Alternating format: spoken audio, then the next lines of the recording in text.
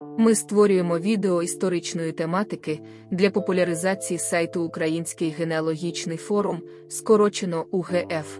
Посилання на нього та на сторінку реєстрації на форумі ви знайдете в описі цього відео.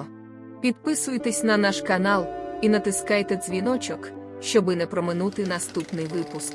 Сьогодні мова йтиме про події квітня 1902 року. 2 квітня – середа. Переговірники з Великої Британії та бурські борці за незалежність зустрічаються в Брюсселі для підготовки до мирних переговорів щодо припинення англо-бурської війни. Більше інформації про англо-бурську війну ви знайдете у відео ось тут вгорі. Того ж дня, 2 квітня, прихильники руху за незалежність Албанії, на чолі з принцом Аладро Кастріотою та Іссою Больєріназом, перетинають кордон до Санджаку Нові Базар. Османський уряд у Константинополі, сьогодні Стамбул, висловлює свій протест у Відні та вимагає від Австро-Угорщини кращого захисту кордону. 3 квітня – четвер.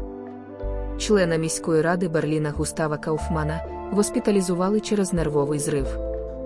Кауфман двічі обирався мером столиці Німеччини, але жодного разу не отримав підтвердження на посаді від кайзера Вільгельма II.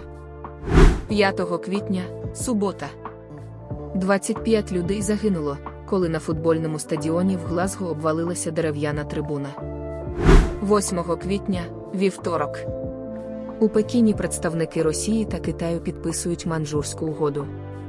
Більше інформації про цю подію ви знайдете у відео ось тут вгорі. 9 квітня – середа. У Лейпцизькому міському театрі відбулася прем'єра п'єси Фрідріха фон Шиллера «Розбійники». Головні ролі виконують студенти. Критика була вже заздалегідь, коли стало відомо, що лейпцизькі студенти мали наміри показати виставу в Парижі. Були побоювання, що аматорська вистава зашкодить репутації німецької культури. Після прем'єри критики запевнили, що хвилювання були зайві. Того ж дня, 9 квітня, Берлінська міська рада обговорює майбутній розвиток транспорту в столиці. Виступаючі висловилися за електрифікацію приміської залізниці. 10 квітня – четвер. У боротьбі за загальне і рівне виборче право бельгійські соціалісти оголошують загальний страйк. У сутичках із військовими та поліцією загинули кілька людей. 12 квітня – субота. Володимир Ілліч Ленін і його дружина Надія Костянтинівна Крупська переїжджають з Мюнхена до Лондона. У цьому ж місяці редакція газети «Іскра» також була переведена до Лондона. 17 квітня – четвер. Вітрильна яхта «Метеор», побудована для кайзера Вільгельма II в Нью-Йорку, прибула в британський порт Саутгемптон. Тут буде зроблено внутрішнє остаткування. Того ж дня, 17 квітня, поховання вбитого міністра внутрішніх справ Дмитра Сипягіна відбувається в Санкт-Петербурзі у присутності російського царя Миколи II. Більше інформації ви знайдете у відео ось тут вгорі. 18 квітня – п'ятниця. Британський уряд у Лондоні оголосив, що мирні переговори про припинення війни проти бурів у Південній Африці були відкладені на 3 тижні. 19 квітня – субота.